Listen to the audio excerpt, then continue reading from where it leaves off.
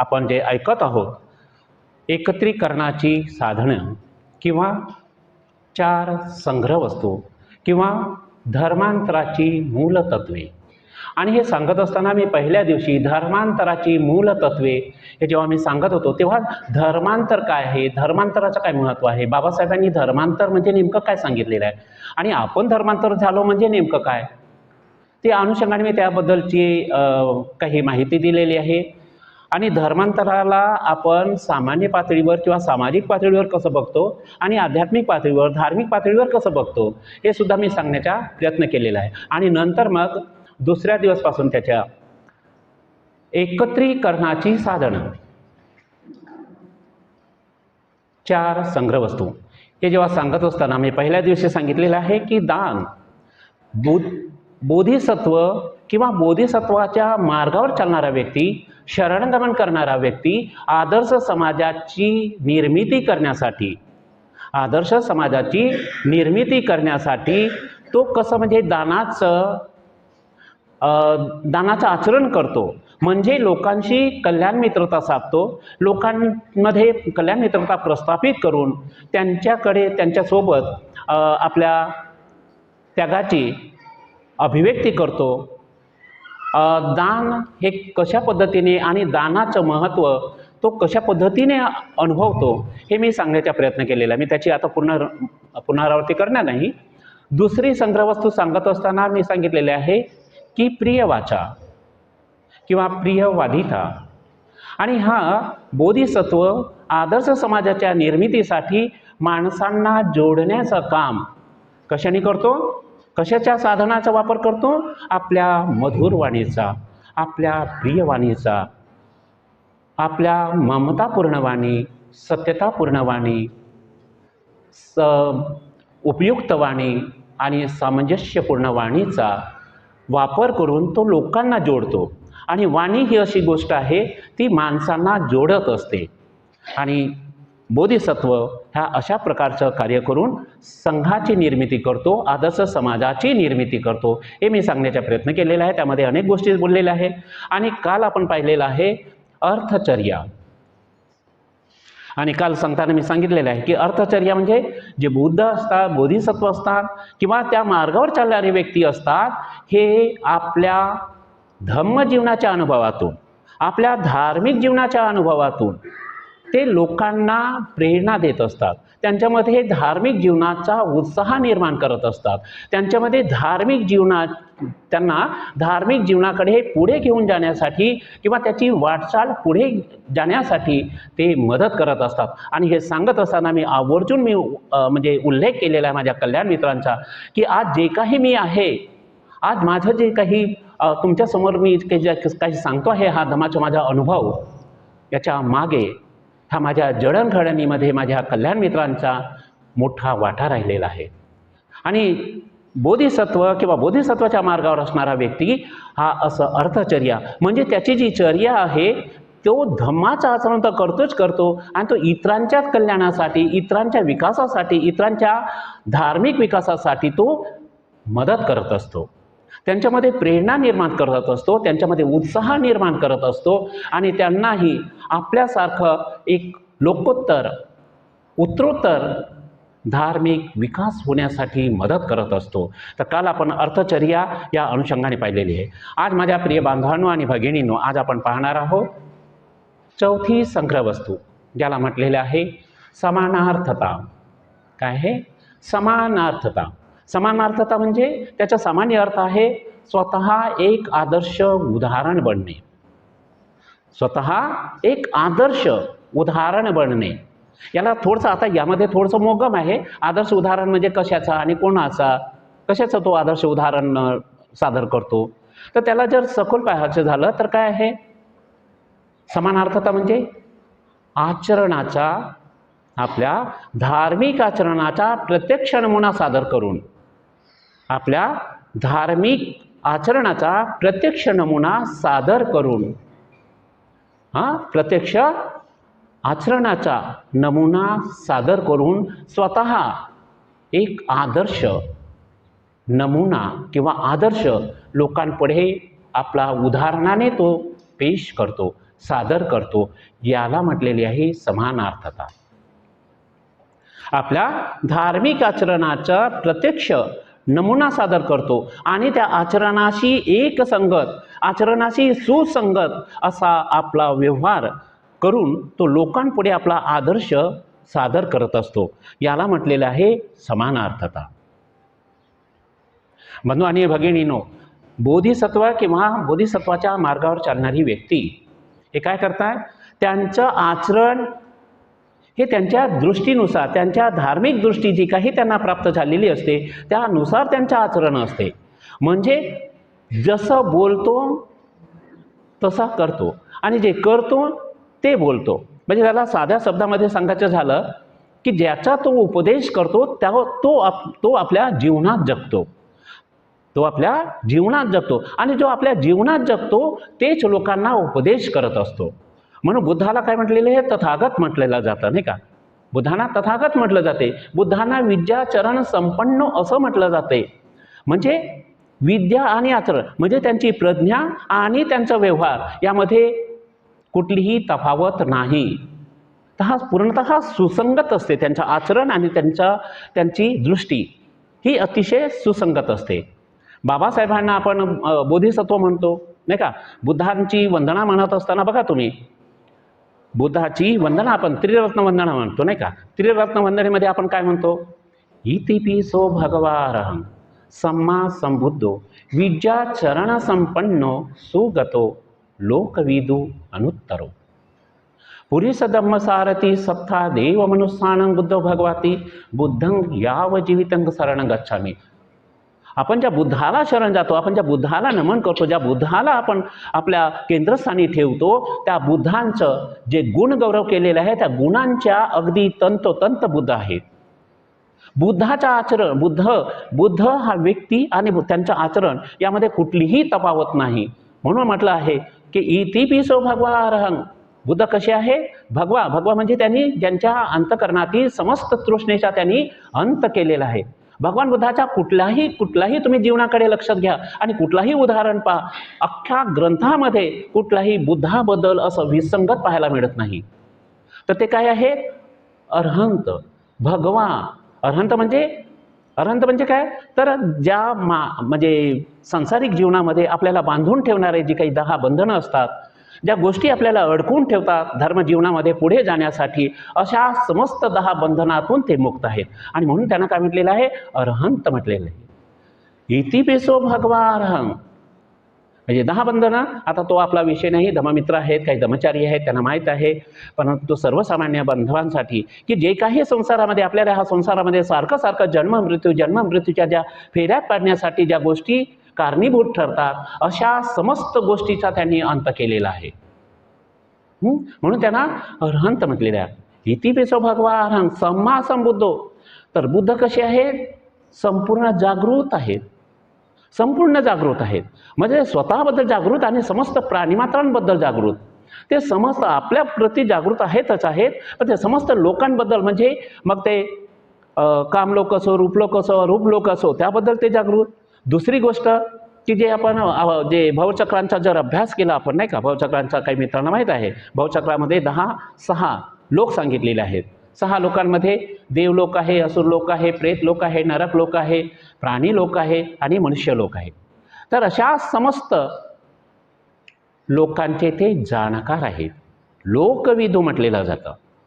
इतिपिसो भगवारहं सम्मा संबुद्ध म्हणजे ते जागृत आहेत. कोणाबद्दल जागृत आहेत, स्वतःबद्दलही आहेत आणि समस्त प्राणीमात्रांबद्दल, समस्त लोकांबद्दल ते जागृत आहेत. विद्याचरण संपन्नो लोकविदू अनुत्तरो पुरीस धम्मसारथी. पुरी धम्मसारथी म्हणजे काय, तर जी व्यक्ती, जो माणूस, जी स्त्री किंवा पुरुष म्हणजे केवळ पुरुषांना म्हटलेलं असं नाही, तर त्यामध्ये दोन्ही आलेलं आहे की जो आपला दमन करू इच्छित आहे, जो आपल्यामध्ये परिवर्तन आणू इच्छित आहे, जो आपल्यामध्ये बदल घडवून आणण्यासाठी जो प्रवृत्त झालेला आहे, अशा समस्त मानवांचा ते सारथी आहेत, मार्गदर्शक आहेत, उपदेशक आहेत. आणि म्हणून त्यांच्या गुणांचा हा गौरव केला जातं. इतिपिसो भगवारहं सम्मा संबुद्धो विद्याचरण संपन्नो सुगतो लोकविदू अनुत्तरो पुरीस धम्मसारथी सत्ता देव मनुष्यानं, आणि ते समस्त देव आणि मनुष्यांचे, देव म्हणजे आता जे धार्मिक आचरण करतात, अतिशय उच्च मनोवस्थेमध्ये असतात, जे ब्रह्मविहाराच्या म्हणजे मनस्थितीमध्ये असतात, अशा लोकांचा. आणि बुद्धाबद्दल आपण ऐकलेलं आहे की त्या अशा अनेक लोकांना ते मार्गदर्शन करत असतात. तर हा त्यांचे गुण आणि बुद्ध यामध्ये कुठलीही तफावत नाही. कुठलाही ग्रंथ वाचा, कुठल्याही ग्रंथाचे पानं पलटून पहा, बुद्धांचा व्यवहार आणि बुद्धांचं तत्व यामध्ये कुठलीही तफावत नाही. हा आहे समानार्थता. याला म्हणतात समानार्थता. जे गुण आपल्यामध्ये आहे त्या गुणानुसार त्यांचं आचरण, जे सद्गुण आहेत त्या सद्गुणानुसार त्यांचं आचरण असते, त्यांना म्हटलेलं आहे समानार्थता. दुसरा आपण बाबासाहेबांच्या विषयी बघतो. बाबासाहेबांना आपण काय म्हणतो? बोधिसत्व. आणि बोधिसत्व हे काय आहे? कोणाला म्हणतं बोधिसत्व? तर मी कालही सांगण्याचा प्रयत्न केलेला आहे की बोधिसत्व हा व्यक्ती काय करतो, तर स्वतःचा विकास करतो, स्वतःच्या विकासासाठी तो म्हणजे स्वतःचा विकास करतो, परंतु सोबत काय होतो, इतरांच्या विकासासाठी झटतो, इतरांच्या विकासासाठी समर्पित असतो, इतरांच्या विकासासाठी कार्यरत असतो. त्याला बोधिसत्व म्हटलेलं आहे. दुसरं आहे बोधिसत्व. कोणाला म्हणतात की बोधिसत्वामध्ये ज्या बोधिसत्वांच्या ज्या 6 पारमिता आहेत. 6 पारमिता म्हणजे काय आहेत? ते सद्गुण आहेत बोधिसत्वांचे. बोधिसत्वांचे ते 6 सद्गुण आहेत: दान, शील, शांती, वीर्य, समाधी आणि प्रज्ञा. आणि बाबासाहेबांना जर पाहिलं की बाबासाहेबांची समानार्थता, बाबासाहेब एक उच्च आदर्श कसे होते, त्या गुणानुसार त्यांचे गुण आणि बाबासाहेबांचं व्यक्तित्व यामध्ये कुठलाही तफावत जाणवणार नाही. कुठल्याही पद्धतीने पहा बाबासाहेबांकडे, कोणत्याही अँगलमधून बाबासाहेबांकडे पहा, त्यांच्या सामाजिक अँगल असो, धार्मिक अँगल असो, कुठल्याही म्हणजे दृष्टिकोनातून जर बाबासाहेबांकडे पाहिलं तर बाबासाहेबांचे जे गुणधर्म आहे, बोधिसत्वांची जी क्वालिटी आहे, बोधिसत्वांचे जे गुणवैशिष्ट्य असतात, ते गुणवैशिष्ट्य आणि बाबासाहेबांचं व्यक्तित्व यामध्ये कुठलाही तफावत नाही बंधू भगिनी. मी काल सांगितलेलं आहे की बाबासाहेब जसं दान, शील, शांती, वीर्य, समाधी आणि प्रज्ञा. आता हा माझा काही मुख्य विषय नाही, परंतु बाबासाहेबांना आपण त्यामध्ये कसं पाहतो हे मी सांगण्याचा प्रयत्न करतो. हे दान म्हणजे काय आहे? त्याग. त्याग म्हणजे काय? दानाला दुसऱ्या अर्थामध्ये काय म्हणतो आपण? त्याग म्हणतो, नाही का? तर बाबासाहेबांच्या जीवनामध्ये आपण काय पाहतो आहोत की बाबासाहेबांनी संपूर्ण स्वतःला वाहून घेतलेलं आहे, स्वतःला समर्पित केलेलं आहे. कोणासाठी समर्पित केलेलं आहे? कोणासाठी? तर समस्त मानव जातीच्या कल्याणासाठी, समस्त मानव जातीच्या उत्थानासाठी, समस्त मानव जातीच्या विकासासाठी स्वतःला समर्पित केलेलं आहे. हे दान. आणि अनेक उदाहरणं मी त्या दिवशी पण सांगितलेलं आहे. बाबा, आता तो माझा मुख्य विषय नसल्यामुळे मी त्याच्या खोलीत जाणार नाही, परंतु तुम्ही विचार करू शकता की बाबासाहेबांचं समर्पण, बाबासाहेबांचं त्याग, बाबासाहेबांच्या त्यागामुळे आज आपण आहोत बंधू आणि भगिनी. बाबासाहेबांचं शील पारमिता बघा, तर बाबासाहेबांचं शील आणि बाबासाहेबांचं व्यक्तित्व यामध्ये कुठलाही तफावत नाही. आणि म्हणून बाबासाहेब अगदी छाती ठोकून सांगतात की मी विदेशात राहिलो, विदेशात शिकलो, परदेशी राहिलो, परंतु कधीही बिडी, सिगारेट, दारू, गुटखा, तंबाखू याच्या आहारी गेलेलं नाही. आणि बाबासाहेब सांगताहेत की चारित्र्य, विद्या, चारित्र्य आणि स्वाभिमान हे काय आहेत? हे माझे आद्य दैवत आहेत. बाबासाहेब यांना आपल्या चारित्र्यांना, नीतिमत्तेला, नैतिकतेला बाबासाहेब काय म्हणतात? हे माझे उपास्य दैवत आहेत. उपास्य दैवत म्हणजे कोणाला म्हणतो आपण? की ज्याच्याशिवाय आपलं काही चालत नाही, ज्याच्याशिवाय आपण राहू शकत नाही, ज्याच्याशिवाय आपलं कुठलंही कार्य होत नाही, म्हणजे ते आहे चारित्र्य. तर बाबासाहेब म्हणतात की मी चारित्र्याला माझ्या हाताच्या फोड्यासारखं जपलेलं आहे.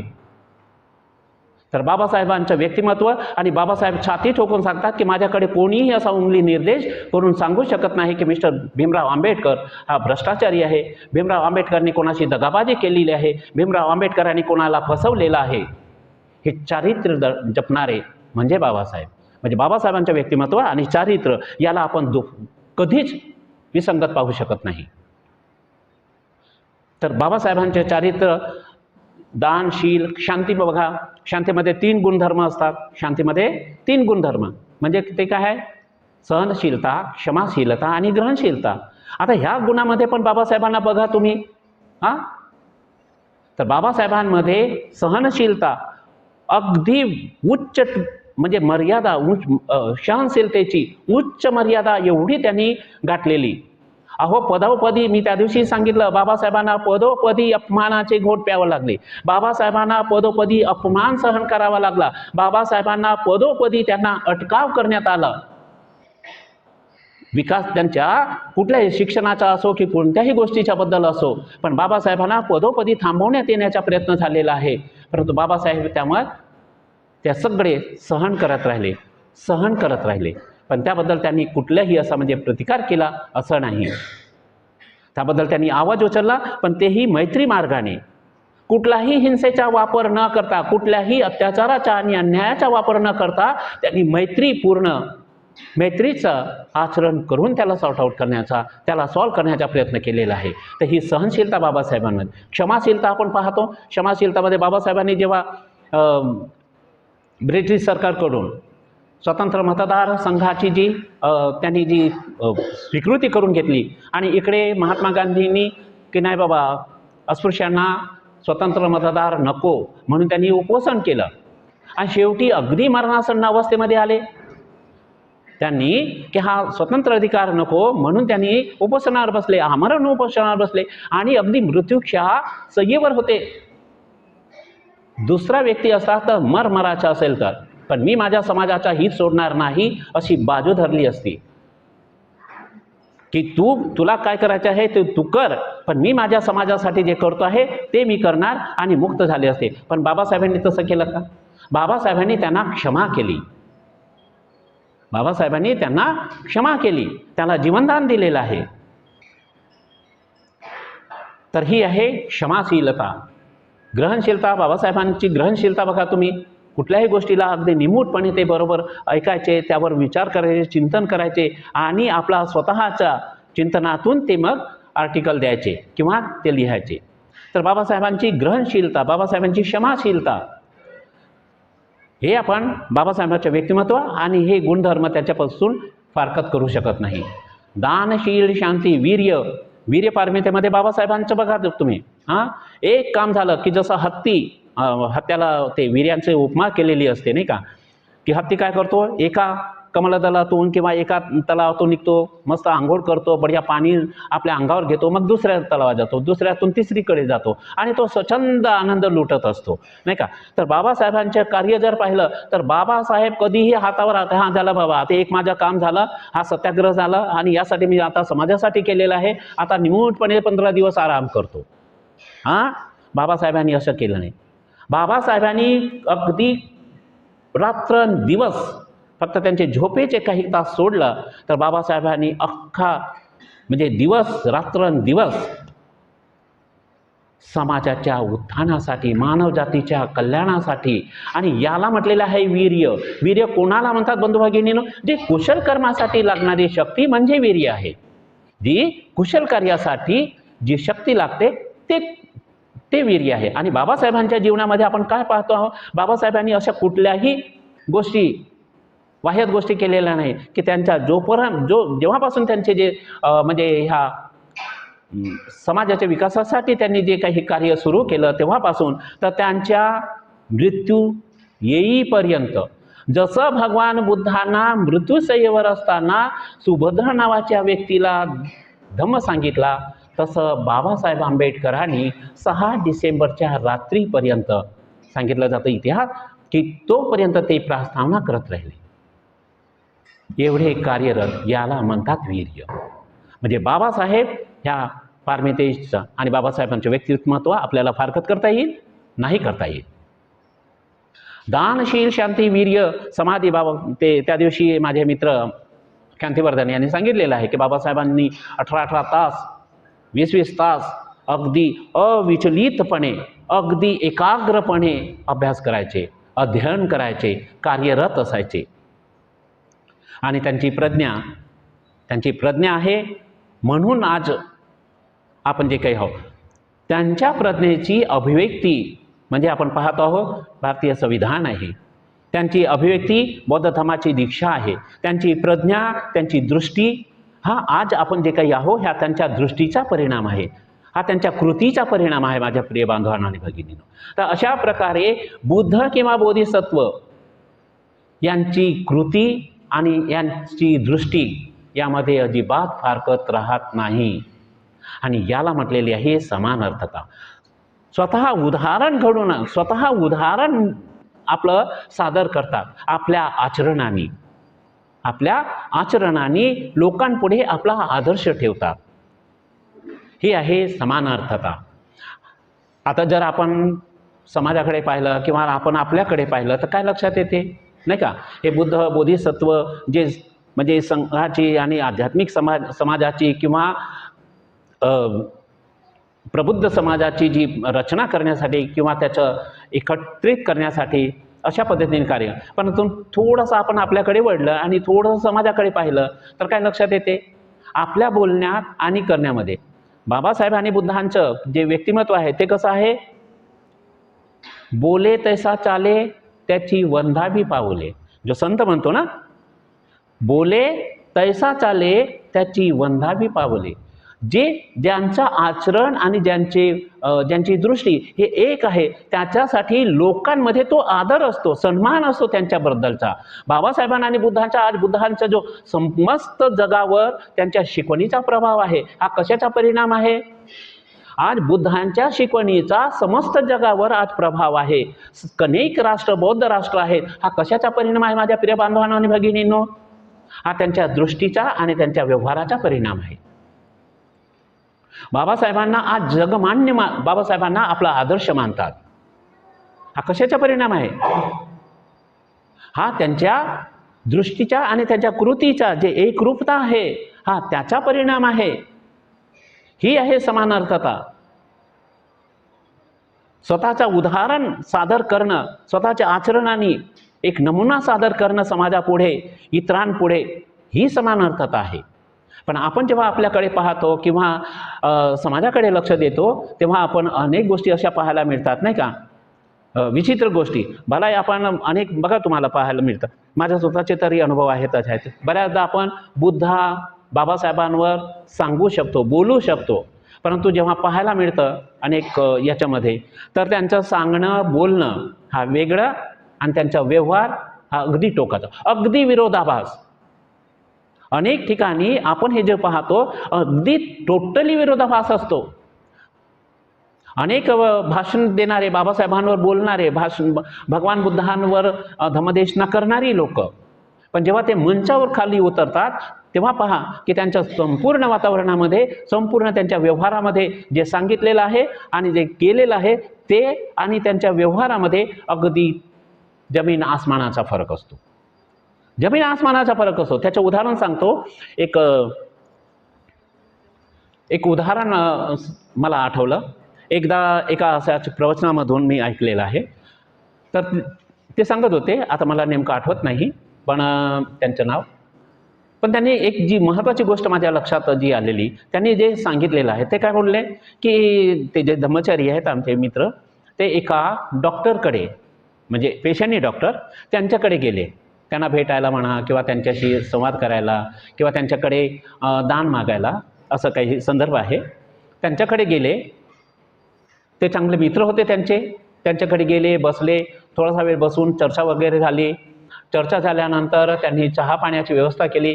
चहा झाल्यानंतर त्या डॉक्टरनी काय केलं, म्हणजे ते धम्मचारी सांगत होते की त्या डॉक्टरनी काय केलं, ते समोर जे ॲस्ट्रे असतो नाही का, ते ॲस्ट्रे म्हणजे सिगारेट ओढतात आणि सिगारेट असं जे झटकून ठेवतात. आता मला नेमकं माहीत नाही कारण मी आयुष्यात सिगारेट घेतले नाही. हां, अच्छा, राख असते. तर ते जे आहे त्या डॉक्टरनी आणि धम्मचारी समोर बसलेले, त्यांच्यासोबत संवाद आहे, त्यांच्यासोबत चर्चा चाललेली. चहा पाणी झाल्यानंतर त्या डॉक्टरनी सिगारेट काढली सिगारेटच्या पॅकेटमधून आणि ओठाला लागली आणि नंतर त्यांनी पेटवून नुसतं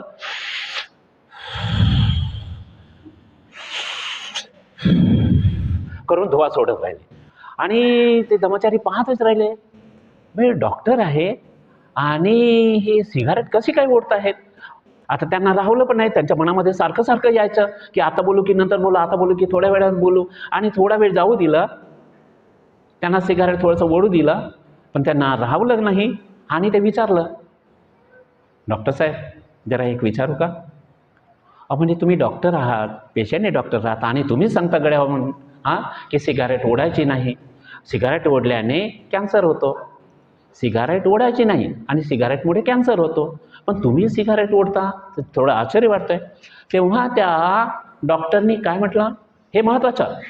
तो डॉक्टर काय बोलले, ते डॉक्टर म्हणाले बरोबर आहे, तुम्ही जे बोलता ते अगदी बरोबर आहे, परंतु माझं असं आहे, हे जे सिगारेट ओढू नये, सिगारेट पिऊ नये, त्याच्याने कॅन्सर होतो, हे विद्यार्थ्यांना सांगण्यासाठी आहे. काय बोलला तो डॉक्टर, की हे विद्यार्थ्यांना सांगण्यासाठी आहे आणि हे जे मी ओढतो हा माझ्या व्यक्तिगत जीवन आहे. सांगण्यासाठी की सिगारेट ओढायचं नाही, त्याने कॅन्सर होतो, त्याच्याने रोग होतात, त्याच्याने लंग्स खराब होतात, फुफ्फुसे खराब होतात, हे विद्यार्थ्यांना शिकवण्यासाठी आहे. परंतु हा माझं व्यक्तिगत जीवन आहे. हे एवढी तफावत आपल्या बोलण्यात आणि सांगण्यात असते. कृतीत आणि बोलण्यामध्ये एवढी तफावत असते. परंतु बुद्ध आणि बोधिसत्वांचं असं नसते बंधुभगिनींनो. त्यांना म्हटलेली आहे समानार्थता. हे नीट लक्षात घ्यायचं आहे. हे महत्त्वाचा मुद्दा आपल्याला. दुसरी गोष्ट आहे की बाबासाहेब म्हणतात, आणि म्हणून बाबासाहेबांनी बघा धर्मांतर करतात 14 ऑक्टोबर 1956ला. बाबासाहेब धर्मांतर कधी करतात, 14 ऑक्टोबर 1956ला. पण त्याच्यापूर्वी बाबासाहेब लोकांना समजावून सांगताना, आपल्या समाज बांधवांना समजावून सांगताना, इतरांना सांगत असताना बाबासाहेब म्हणतात की जोपर्यंत जोपर्यंत आपण आपल्या आचार, विचार आणि उच्चारामध्ये परिवर्तन आणत नाही, तोपर्यंत इतर समाज आपल्याकडे आदर आणि सन्मानाने पाहू शकणार नाही. काय म्हणतात बाबासाहेब, की जोपर्यंत आपल्या आचार, विचार आणि उच्चारामध्ये आपण परिवर्तन आणत नाही, तोपर्यंत इतर समाज आपल्याबद्दल रिस्पेक्टनी, इतर समाज आपल्याकडे आदराने, इतर समाज आपल्याकडे सन्मानाने पाहू शकणार नाही. आणि बाबासाहेब सांगितलं म्हणजे बाबासाहेबांचे व्यक्तिमत्व साक्षात तसं होतं, नाही का. आणि म्हणून त्यांनी त्यांच्या अनुभवातून सांगितलं की जोपर्यंत आपण आपले आचार, विचार आणि उच्चारामध्ये परिवर्तन आणत नाही, तोपर्यंत समाज आपल्याकडे, इतर समाज आपल्याकडे आदराने, सन्मानाने पाहणार नाही. काय आहे हे आचार, विचार आणि उच्चार? बाबासाहेबांचं उभं जीवन आपण बघतो आहोत. अगदी ह्या गोष्टीने अगदी परिपूर्ण भरलेलं आहे, कुठलीही तफावत नाही. आणि म्हणून बाबासाहेब सांगताहेत की समाजामध्ये जर अशा प्रकारची कृती असेल, सांगणं एक आणि बोलणं एक, कृती एक आणि बोलायला एक. आणि म्हणून बाबासाहेब म्हणतात की जोपर्यंत आपण आपल्या आचार, विचार आणि उच्चारामध्ये परिवर्तन आणत नाही, तोपर्यंत इतर समाज आपल्याकडे सन्मानाने पाहणार नाही. साध्या आणि सोप्या शब्दात बंधू आणि भगिनींनो, हे काय आहे? आचार, विचार आणि उच्चार म्हणजे आपल्या काया, वाचा आणि मनाची शुद्धता आहे. भगवान बुद्धांनी सांगितलेलं काया, वाचा आणि मनाची शुद्धता आहे. तर बाबासाहेब आपल्याला हे इंगित करू इच्छितात की आपल्या काया, वाचा आणि मनाच्या आचरणामध्ये आपण शुद्धता आणली पाहिजे. कायची शुद्धता म्हणजे काय? तर आपण त्याची जी सकारात्मक बाजू पाहतो, मैत्रीपूर्ण कर्म करणे, मुक्त हस्ते दान करणे आणि शांती, संतुष्टीचं आचरण करणं, ही कायेची शुद्धता आहे. ही कायेची शुद्धता आहे. कोणती? मैत्रीपूर्ण कर्म करून. तर आपल्या आयुष्यामध्ये, आपल्या जीवनामध्ये आपण काय केलं पाहिजे? मैत्रीपूर्ण कर्म करण्यासाठी म्हणून सिद्ध असले पाहिजे. दान करणं, दानाची दानाचं आपण पहिल्या संग्रह वस्तूमध्ये मी दानाबद्दल बरंच काही बोललेलं आहे, त्याबद्दल मी आता पुनरावृत्ती करणार नाही. परंतु दान म्हणजे आपण आपल्या लोभातून बाहेर पडण्यासाठी, लोभातून मुक्त होण्यासाठी, आपल्या तृष्णेवर विजय मिळवण्यासाठी, म्हणून दान घेण्यासाठी आहे. आणि अशा पद्धतीने आपण दानाची कृती करतो तेव्हा आपलं शरीर हा शुद्ध होतो. तिसरी गोष्ट आहे की शांती आणि संतुष्टीचं आचरण करणं. आपल्या वैवाहिक जीवनामध्ये किंवा आपल्या बॅचलर जीवनामध्ये आपण आपल्या शांती, संतुष्टीचं आचरण करून जीवन जगणं, ही आहे कायेची शुद्धता. ही आहे कायेची शुद्धता. आणि वाचेची शुद्धता, आता पंचशिलाचा जर आपण अभ्यास केला तर पंचशिलामध्ये मुसावादा, मी त्या दिवशी सांगे वाणीचे शील सांगताना किंवा वाणीचं सांगताना, म्हणजे सत्यतापूर्ण वाणीचं आचरण करणं. अधिकाधिक जेवढं आहे, जसं आहे, जेवढं पाहिलं, जेवढं ऐकलं तेवढं सांगणं किंवा तेवढं सांगण्याचा निदान प्रयत्न करणं, ही आपली वाणीची शुद्धता आहे. आणि मनाची शुद्धता म्हणजे आपल्यामधला लोभ, द्वेष आणि अज्ञान याला नष्ट करण्यासाठी म्हणून प्रयत्न करणं, हे आपल्याला बाहेर त्याला नष्ट करणं. आणि त्याऐवजी आपल्याला दान आहे, मैत्री आहे, प्रज्ञा आहे, अशा सद्गुणांचा विकास करणं म्हणजे आपल्या मनाचा विकास करणं आहे, म्हणजे आपल्या मनाची शुद्धता आहे.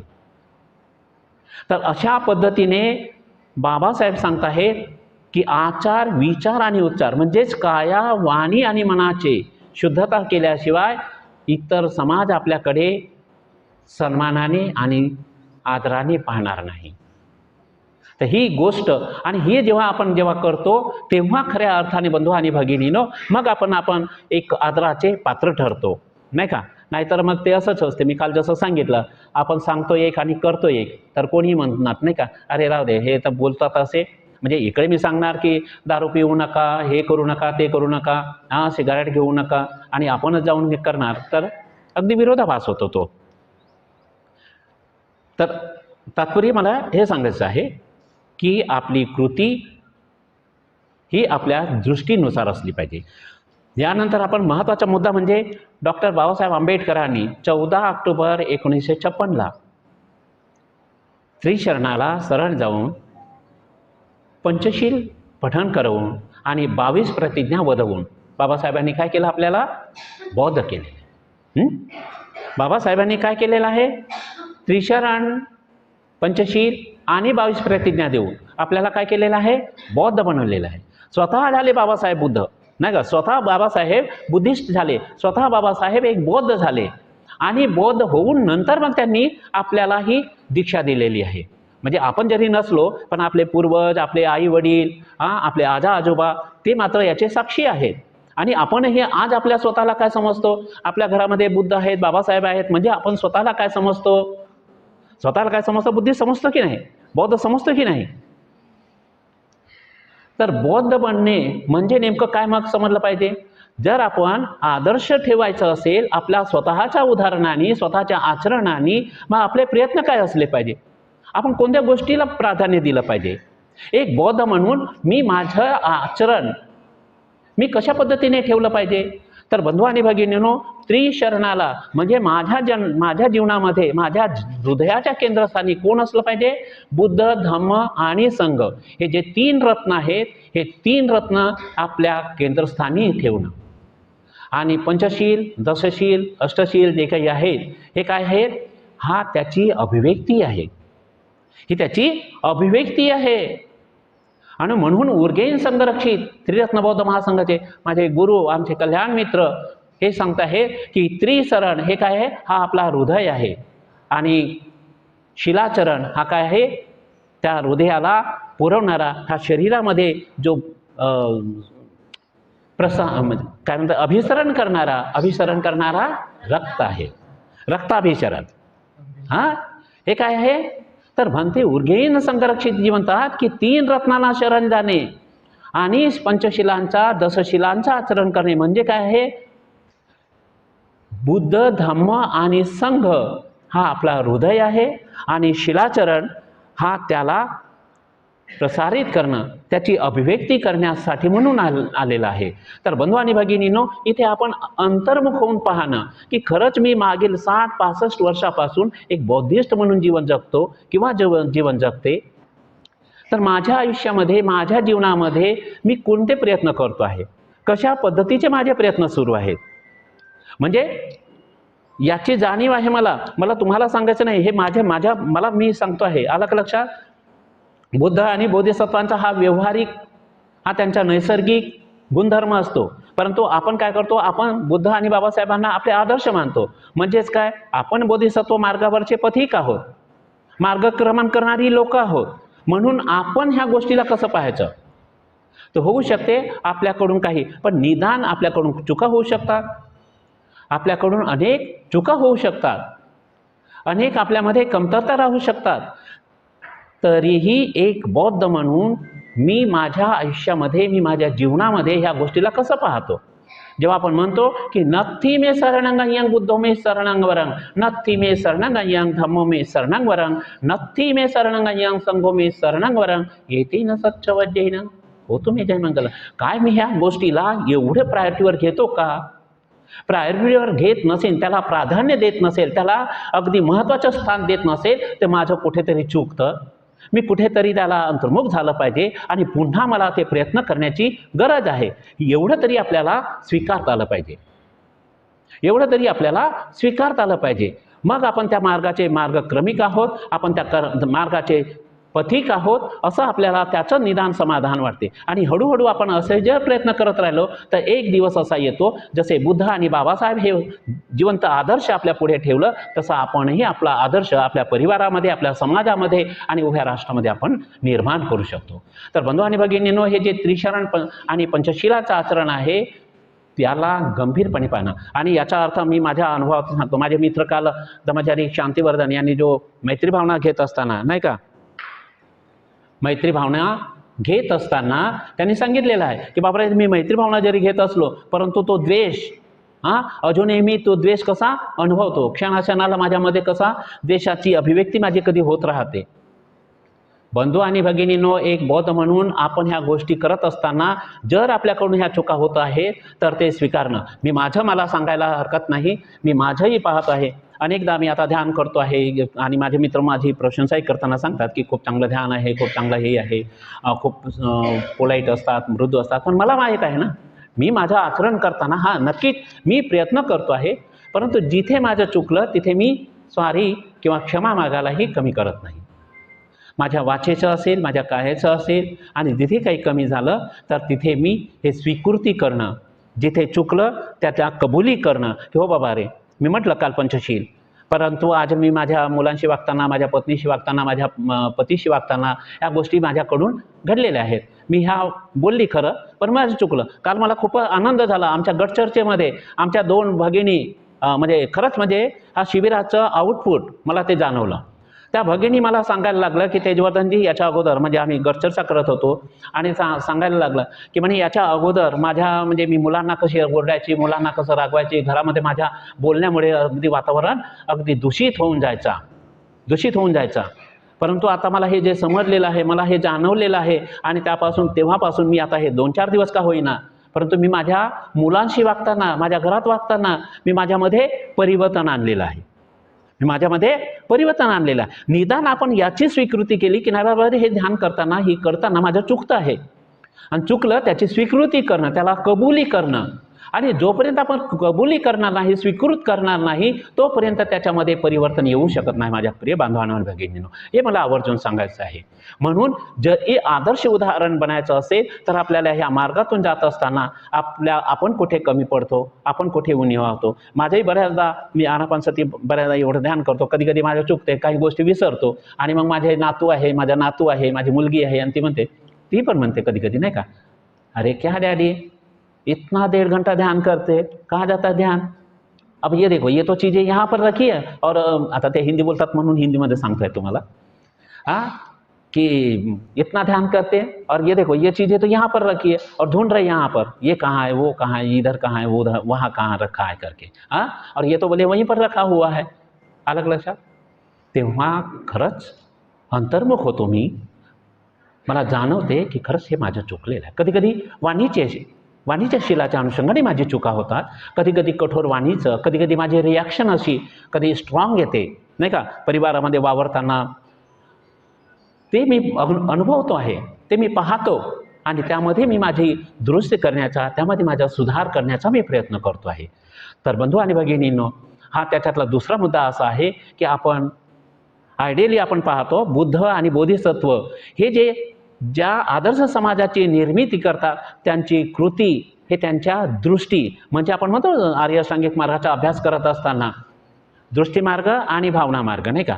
दृष्टीमार्ग म्हणजे काय, त्यांना जे सत्य गवसलेलं आहे, त्यांना जे सत्य प्राप्त झालेलं आहे, मग तो सत्य ज्या पातळीवरच असेल त्या पातळीवर. आता बुद्ध आणि बोधिसत्वाला जीवनाचं संपूर्ण सत्य कळलेलं आहे आणि भगवान बुद्धांना जसं म्हणतात की त्यांना सत्य गवसलं म्हणजे नेमकं काय, तर हे संपूर्ण संस्कारित अस्तित्व कसं आहे, अनित्य आहे, अनात्मा आहे आणि दुःख आहे, हे बुद्धाला कळलं. पण त्यानुसार त्यांची कृती आहे, नाही का, त्यांची प्रज्ञा आणि त्यांचा व्यवहार हा त्यांच्या दृष्टीला अनुसरून त्यांची कृती असते.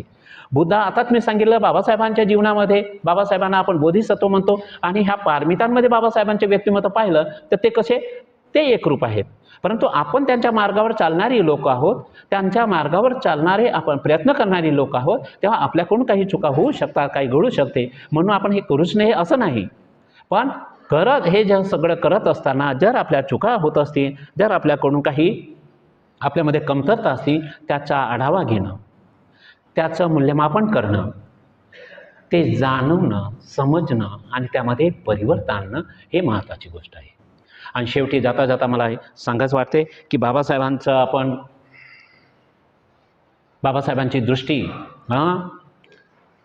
बाबासाहेब जे स्वप्न पाहिलेलं आहे, बाबासाहेब जे स्वप्न पाहतात की मी प्रबुद्ध भारताची निर्मिती करू, भारत हा बौद्धमय व्हावं, हे बाबासाहेबांचं स्वप्न नाही का, हे बाबासाहेबांचं स्वप्न.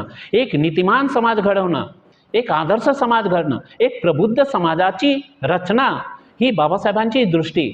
आणि त्या दृष्टीनुसार बाबासाहेबांनी जे कार्य हाती घेतलं आणि त्याची फलश्रुती माझ्या बंधू आणि भगिनींनो जर पाहायची झाली तर ते आहे संविधान. संविधानामध्ये आपण जे काही संविधानाचा अभ्यास करत असताना काय दिसतं आपल्याला, समस्त मानवजातीच्या बाबासाहेबांनी विचार केलेला आहे, समस्त जाती धर्मांच्या लोकांचा विचार केलेला आहे, समस्त प्राणीमात्रांच्या भल्याचा विचार करून संविधानाची रचना केलेली आहे.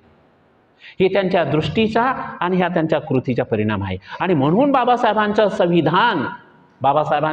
संविधान उभ्या जगामध्ये प्रशंसनीय ठरलेलं आहे. उभ्या जगामध्ये बाबासाहेबांच्या संविधानाचा अभ्यास करणारी लोक आता निर्माण होत आहेत. बाबासाहेबांच्या संविधानाचा अध्ययन करणारे अनेक लोक आपल्या भारतामध्ये येत आहेत.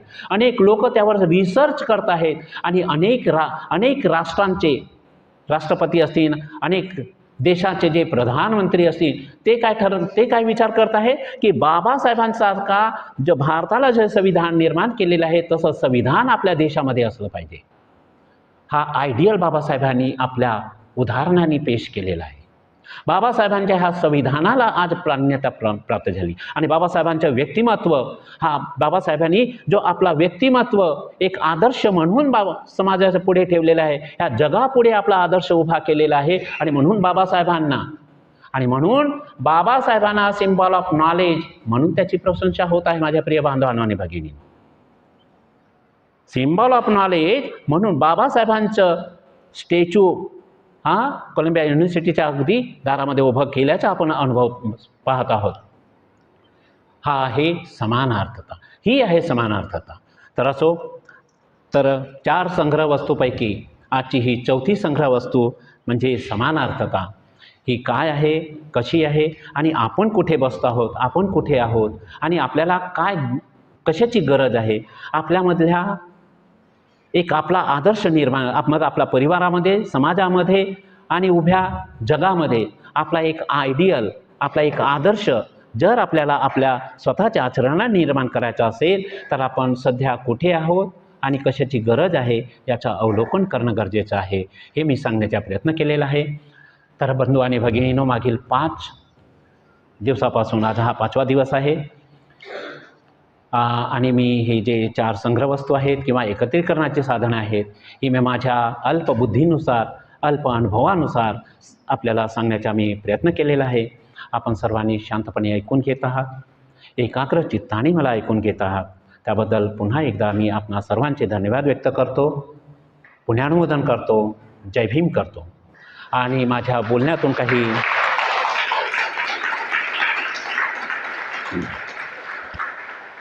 आणि बऱ्याचदा मी काही उदाहरण देत असतो, तर काही उदाहरण कधी काही लोकांना म्हणजे व्यक्तिगत वाटत असतील किंवा काही त्यांना त्रास झाला असेल, त्याबद्दलही मी क्षमा मागतो. तर बंधू आणि भगिनींनो, आपण ह्या एकत्रीकरणाची जी साधनं आहेत त्यांना आज आपण इथे कंप्लीट केलेलं आहे. पुन्हा एकदा आपणा सर्वांचे पुण्यानुमोदन, धन्यवाद. जय भीम.